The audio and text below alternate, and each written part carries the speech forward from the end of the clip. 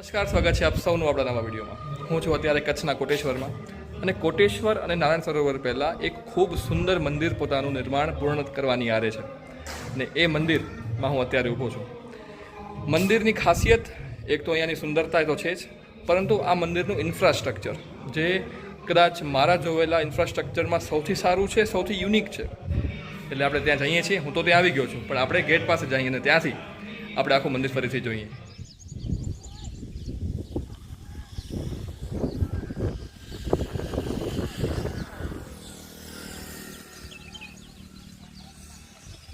તો અત્યારે તમે જે મારી પાછળ નહીં પણ મારી સામે જોવો છો એ છે આ મંદિરનું એન્ટ્રન્સ. થોડીક ક્ષણો માટે આપને એમ થાય કે કદાચ કોઈક સોસાયટીનું એન્ટ્રન્સ છે, પરંતુ આ એક મંદિરનું એન્ટ્રન્સ છે. સરસ મજાનો એક સિમ્બોલ પણ છે, તમે જોઈ શકો છો અહીંયા. ને હવે આપણે તેની અંદર એન્ટર થઈએ છીએ. પબ્લિકની આવજાવ થોડીક ઓછી છે, કારણ કે કદાચ ખૂબ ઓછા લોકો જાણે છે કે આ મંદિર અહીંયા આવેલું છે. સામે જોઈ શકો છો તે એક્ઝેક્ટ મંદિર જ છે, પણ ત્યાં જવાનો રસ્તો એટલો પણ સહેલો નથી. સહેલો ઇન ધ સેન્સ એટલો પણ બોરિંગ નથી કે બસ તમે ચાલીને જઈ શકો. ખૂબ જ સુંદર એન્ટ્રન્સ છે આની, તેનાથી આપણે જવાના છીએ. હા, હજી એક વસ્તુ કે આ મંદિર કમળ આકારમાં તૈયાર થયું છે અને તેની આસપાસ અહીંયા કાઇન્ડ ઓફ તળાવ તૈયાર થાય છે, જેથી આપને એવી એક આકૃતિ ઊભી જોવા મળે કે આખું જે મંદિર છે એ પાણીમાં છે. અહીંયાથી આપણે આવ્યા છીએ અને હવે આપણે જઈ રહ્યા છીએ અંદરની બાજુ. અને હા, હજી એક વાત, જો તમે આપણી ચેનલ પર પહેલી વખત આવ્યા છો તો અચૂકપણે ચેનલને સબસ્ક્રાઈબ કરો, તમને ગમતા વિડીયોને લાઇક કરો, શેર કરો અને મોસ્ટ ઇમ્પોર્ટન્ટ તમારી કમેન્ટ કરો. કમેન્ટ એ અમારા માટે એક માર્ગદર્શક બની રહે છે.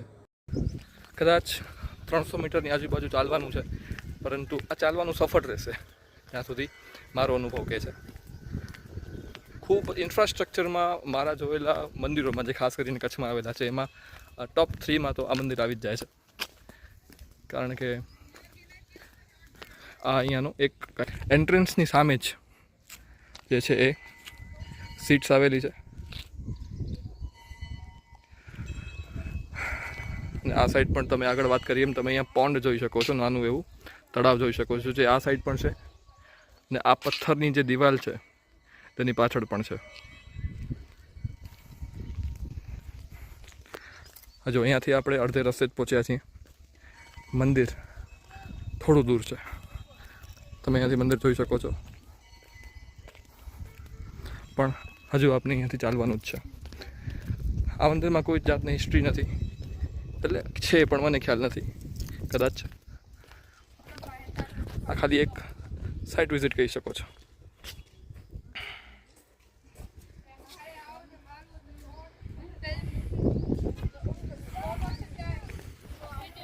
જે લોકોને ચાલવામાં કોઈ પણ પ્રકારની તકલીફ છે તેમના માટે અહીં વ્હીલચેરની સુવિધા ઉપલબ્ધ છે, માટે તમે અહીં નિરાંતે આવી શકો છો. માર્ક માય વર્ડ્સ, આ કોઈ સોસાયટીનું પર્સનલ મંદિર નથી. આ એક સેપરેટ મંદિર જ છે જે તૈયાર થાય છે અત્યારે. અને આ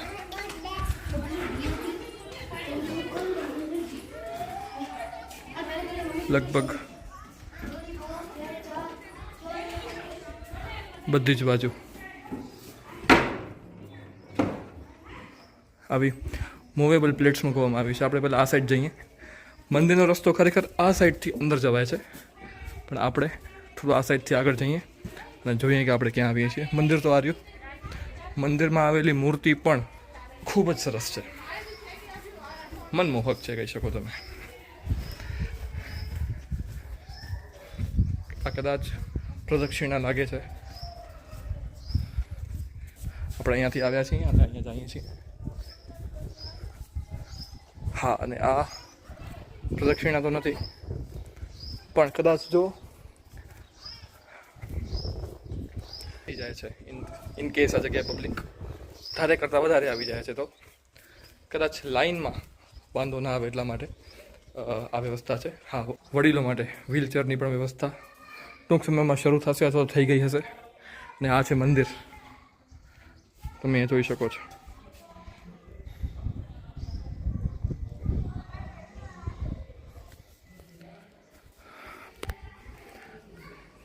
આ તમે મંદિરનું ઇન્ફ્રાસ્ટ્રક્ચર જે છે એ આઈ ગેસ તમે પણ નહીં જોયું હોય આનાથી સારું ઇન્ફ્રાસ્ટ્રક્ચર તો મને કમેન્ટમાં જરૂરથી કહેજો, સ્પેશિયલી કચ્છમાં હોય તો આપણે ત્યાં જઈ અને 100% એક મસ્ત મજાનો બ્લોગ શૂટ કરશું. અને અહીંયાથી આપણે આવીએ છીએ, ત્યાં રહી વ્હીલચેર્સ, બરાબર, અહીંયાથી આપણે અંદર થઈએ છીએ. બ્યુટીફુલ.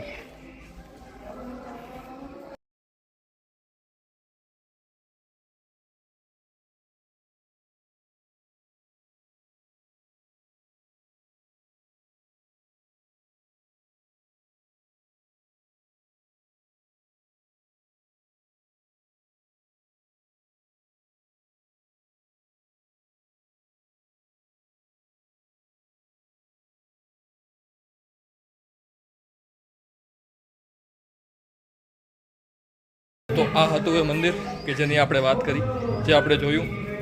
ખરેખર મંદિર આવું પણ હોઈ શકે તેનું એક એક્ઝામ્પલ.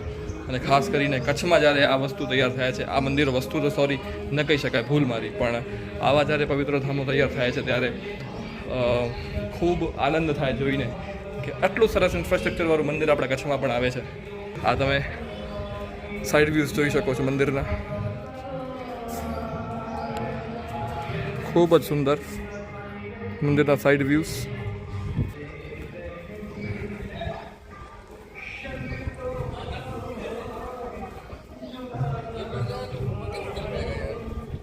હવે એ જગ્યાએ આપણે પાછા આવી ગયા છીએ. અને જેમ આગળ વાત કરીએ એમ કે અહીંયા તળાવ જે છે એ મંદિરની 3 તરફ અને એક સાઈડથી એન્ટ્રી હશે. તો આ છે એ તળાવ.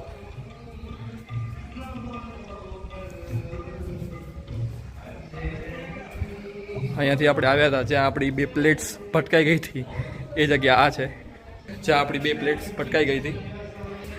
અને આપણે અહીંયાથી ગયા હતા અને અહીંયાથી પાછા આવ્યા છીએ, ફરી પાછા આપણે આપણા માર્ગે બહાર જઈ રહ્યા છીએ.